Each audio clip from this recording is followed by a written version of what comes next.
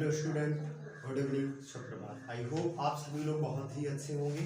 आज हम आपके लिए हिंदी ग्रामर की मतलब व्याकरण से संधि का पार्ट लेके आया हूँ, जिसमें बहुत सारी संधि पूछी जाती हैं। ठीक है, और कहीं ना कहीं बोर्ड एग्जामों में 2 से 3 नंबर के क्वेश्चन बनते हैं।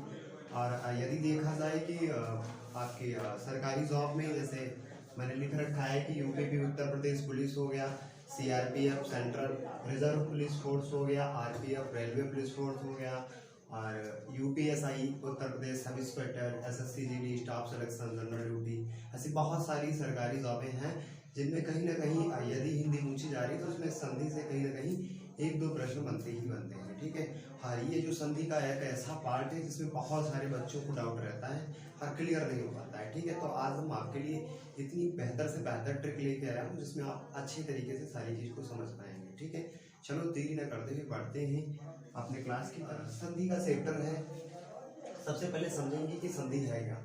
ठीक है, संधि क्या है, मतलब क्यों संधि बनाई गई है, संधि का काम क्या है। तो यहाँ पे कहता है संधि का जो शाब्दिक अर्थ है वो मेल है। मतलब संधि जो है उसका काम है कि मेल कराना। अब मेल कैसे होता है, तो परिभाषा कहती है कि 2 वर्णों या ध्वनियों का मेल जो होता है वो संधि कहलाता है। मतलब यहाँ पे जो संधि आपकी डिपेंड होती है वो वर्णों या ध्वनियों पर डिपेंड होती है।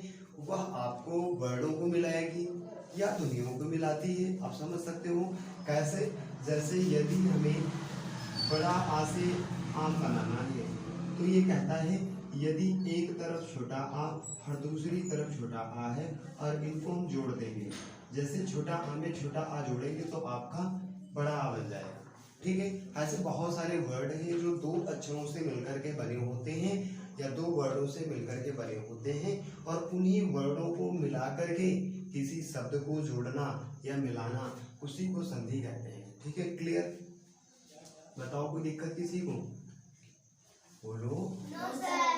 हाँ, अभी नो सर, अभी तो कोई दिक्कत नहीं। अब बढ़ते हैं आगे। ठीक है, यहाँ तक तो समझ गए कि संधि कैसे बनाएंगे, कैसे हम वर्डों को मिलाते हैं। मिलाने के लिए बहुत सारे वर्ड हैं, तुम्हारे स्वर ज्यादातर मिलते हैं, उनको मिलाने की ट्रिक है। ठीक है, अब बात करते हैं संधि। जो संधि आपकी होती है ना, जो संधि है, तो सर संधि के प्रकार कितने हैं, किसी को पता है? संधि के प्रकार कितने हैं? बताओ, लिखवा चुके हैं, बताइए भाई। संधि के प्रकार कितने हैं? 3 हैं। संधि के प्रकार कितने हैं? 3 हैं। ठीक है, संधि के प्रकार देख लेता हूँ। सबसे पहले सबसे नंबर 1 पे है आपकी स्वर संधि। क्या है? स्वर संधि है। अच्छा, स्वर संधि के बाद दूसरे नंबर पे कौन सी है? व्यंजन संधि है। कौन सी है? व्यंजन संधि है। अभी देखो बहुत सारी डाउट रहते हैं तुम्हारे। व्यंजन संधि है, और ये हो गया दूसरे नंबर पे। तीसरे नंबर पे कौन सी आती है, किसी को नहीं पता है? विसर्ग संधि। कौन सी आती है? विसर्ग संधि आती है। ठीक है, तो सबसे पहले 1 नंबर पे हो गई आपकी स्वर संधि, नंबर 2 पे हो गई व्यंजन संधि, नंबर 3 पे हो गई विसर्ग संधि। ठीक है, अब इन्हीं से संधियों का निर्माण होता है। इनकी एक अपनी एक अलग अलग पार्ट है, अलग अलग तरह से बनते हैं। उनको बताएंगे आपको थोड़ा डिटेल में कि किस प्रकार से बनते हैं। ठीक है, अब ये स्वर संधि होता कैसे है, कैसे स्वर संधि बनाएंगे। ठीक है, तो स्वर संधि बनाने के भी कुछ नियम होते हैं, देखिएगा। कहता है स्वर संधि जो होती है उसमें स्वरों के मेल को हम स्वर संधि कहते हैं। किसके? स्वरों के मेल को, स्वरों के मेल को स्वर संधि कहते हैं। क्लियर? जब दोनों तरफ स्वर होंगे उनको हम क्या कहेंगे? स्वर संधि कहेंगे। जब स्वरों का मेल कराया जा रहा होगा तो वहां पे स्वर संधि कहलाएगी। हाँ, व्यंजन संधि ऐसे ही व्यंजन संधि है। कहता है व्यंजनों का मेल, जहाँ पे व्यंजनों का मेल हो रहा हो, जहाँ पे व्यंजनों का मेल या एक स्वर और एक व्यंजन, एक स्वर एक व्यंजन, एक स्वर एक व्यंजन, वहां पर भी आपकी व्यंजन संधि होगी। व्यंजन संधि कहता है जहां पर मतलब दोनों तरफ व्यंजन का मेल हो रहा होगा तब भी व्यंजन संधि ही बनेगी। यदि ऐसा नहीं हुआ कि दोनों व्यंजन नहीं मिले तो एक तरफ स्वर और दूसरी तरफ व्यंजन हो गए। ठीक है, क्लियर? दोनों तरफ व्यंजन या एक तरफ स्वर दूसरी तरफ व्यंजन, तो आपकी ऐसी संधि बनेगी, व्यंजन संधि बनेगी। ठीक है, अब आते हैं विसर्ग संधि पे। विसर्ग संधि क्या होता है? ये कहता है विसर्ग के मेल को विसर्ग संधि कहते हैं। बहुत ही सरल है, विसर्ग के मेल को विसर्ग संधि कहते हैं। विसर्ग के मेल को विसर्ग संधि कहते हैं। अब ये विसर्ग लेकिन होता क्या है, इस चीज को समझो। ये जो दो गिनती होती है ना, इसी को विसर्ग कहा जाता है। क्लियर? समझ गए? स्वर संधि में स्वरों के मेल को स्वर संधि कहते हैं। व्यंजन संधि में व्यंजनों का जहाँ पे मेल हो रहा हो वहां पे व्यंजन संधि, या एक तरफ स्वर और दूसरी तरफ व्यंजन हो वहां पर व्यंजन संधि। ठीक है? विसर्ग संधि में विसर्ग के मेल को विसर्ग संधि कहा जाता है। एक तरफ विसर्ग दूसरी तरफ कोई भी वर्ड होगा चलेगा, लेकिन एक तरफ कम से कम विसर्ग आपका आएगा ही आएगा। ठीक है? क्लियर? अब एक एक पार्ट बताते हैं, क्योंकि यदि आप देखोगे ना तो विसर्ग संधि की भी कम से कम समझने के लिए 5 से 6 पार्ट है। हाँ, अगर व्यंजन संधि के देखेंगे तो इसमें 8 पार्ट है।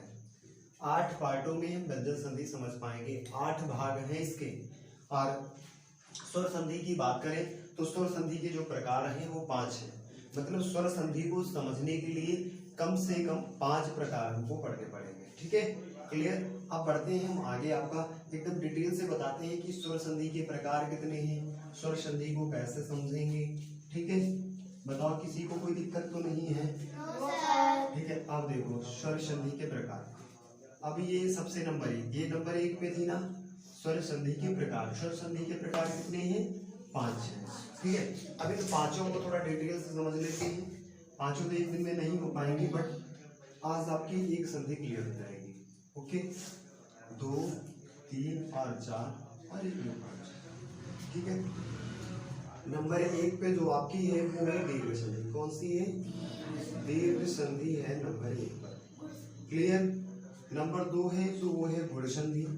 मैं आपको पढ़ा भी चुका हूँ कि गुण संधि होगा।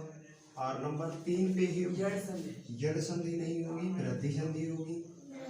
ठीक है? वृद्धि संधि आप कह सकते हो, लेकिन मेरे बताने का तरीका जो है वो अलग है, इसलिए मैं बता रहा हूँ।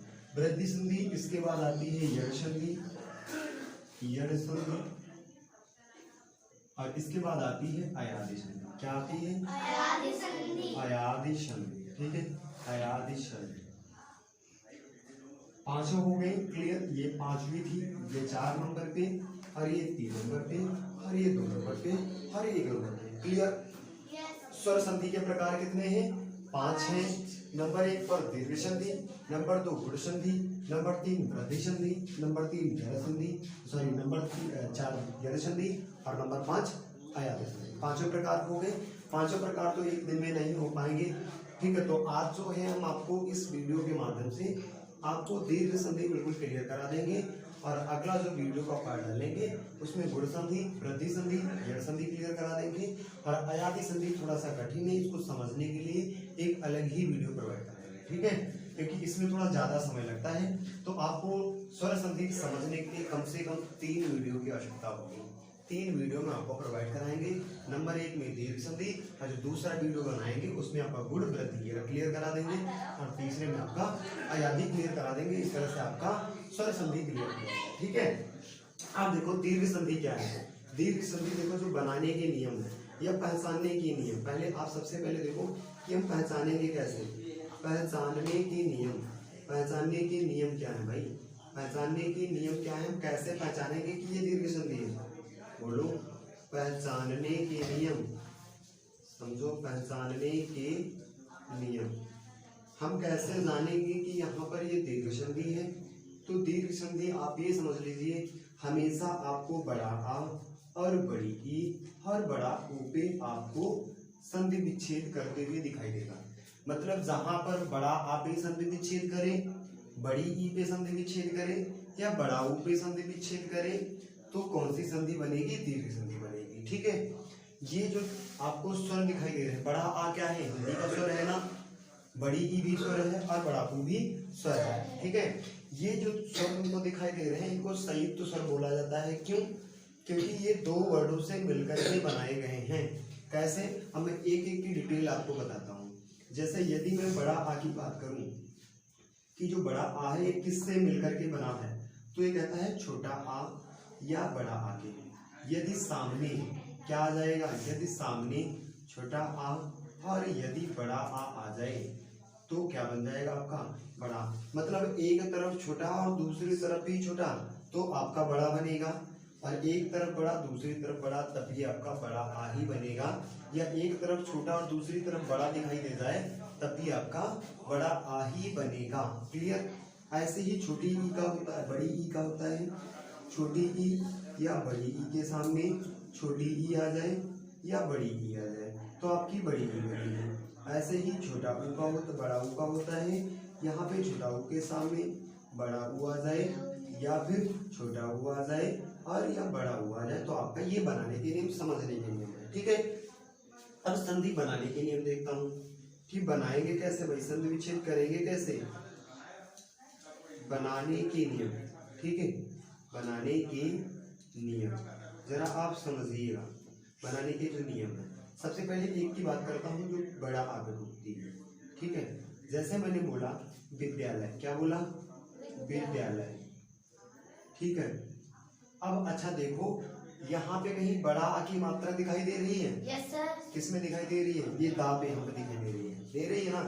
तो ये संधि विच्छेद यहीं से टूटेगा, यहीं से संधि विच्छेद होगा, ये चीज क्लियर है। और मैंने आपको बताया दीर्घ संधि में कि आप या तो बड़ा आप ये करो या तो बड़ी तो बड़ा हो, तो बड़ा हो तो इसमें कहीं दिखाई नहीं दे रहा है, बड़ी ई भी नहीं दिखाई दे रही है, तो कहाँ पे संधि विच्छेद होगा?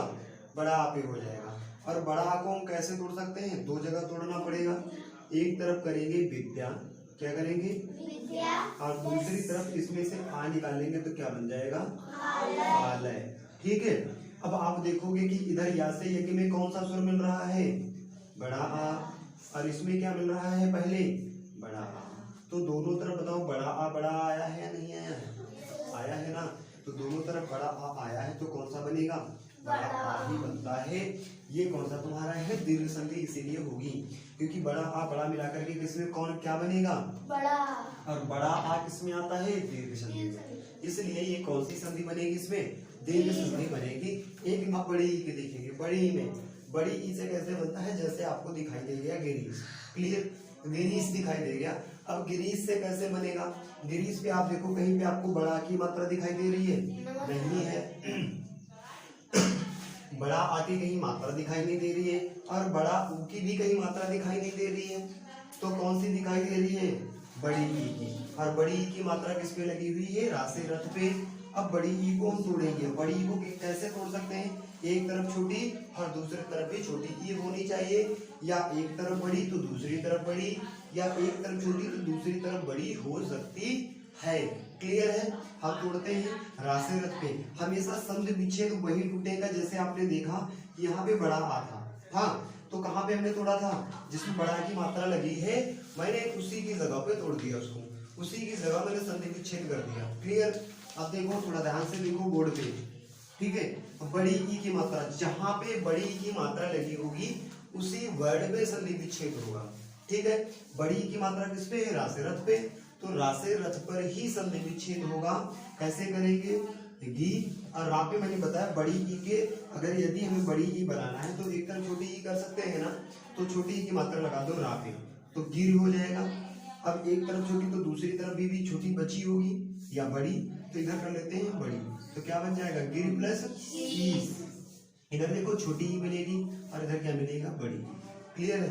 तो एक तरफ छोटी ई मिल रहा है और दूसरी तरफ बड़ी ई मिल रहा है, तो ये दोनों को मिलाकर के क्या बनेंगे बताओ, छोटी के सामने बड़ी ई आ जाए तो भी क्या बनेगा, बड़ी ई। इसीलिए तो इसमें बड़ी ई की मात्रा लगी हुई है। और यदि ऐसा होता है तो कौन सी संधि होगी, दीर्घ संधि होगी। क्यों होगी, क्योंकि मैंने अभी बताया था दोनों समान होने चाहिए, यहाँ पर समान तो नहीं है। क्यों नहीं है, क्योंकि यहाँ पे छोटी यहाँ पर बड़ी ई है, लेकिन ये उसी का रूप तो है, वैसे दिखने वाला तो है, इसलिए ये क्या हो जाएगा, आपकी दीर्घ संधि हो जाएगा। ठीक है। अब हम बढ़ते हैं आगे बड़ा ऊ की तरफ। ये कैसे बनता है, तो आप जरा समझिए। जो बड़ा ऊ आपका है वो, जैसे मैंने शब्द दे दिया लघुर, क्या दे दिया, लघुर। अब आप लघुर में जरा देखिए, क्या आपको बड़ा आ दिखाई दे रहा है कहीं, बड़ी ई कहीं दिखाई दे रही है, नहीं, बड़ा ऊ दिखाई दे रहा है, दे रहा है। तो ये संधि विच्छेद कहाँ होगा, बड़ा ऊ पर ही संधि विच्छेद होगा। बड़े ऊ को हम कहाँ तोड़ेंगे, दोनों तरफ ऊ में ही तोड़ेंगे, मतलब एक तरफ छोटा और एक तरफ बड़ा हो सकता है, या दोनों तरफ बड़े हो सकते हैं, या दोनों तरफ छोटे हो सकते हैं। तोड़ते हैं, ये यहाँ पे मतलब टूटेगा तो हम क्या करते हैं, लघु, लघु का मतलब होता है छोटा, तो लघु में तोड़ देते हैं।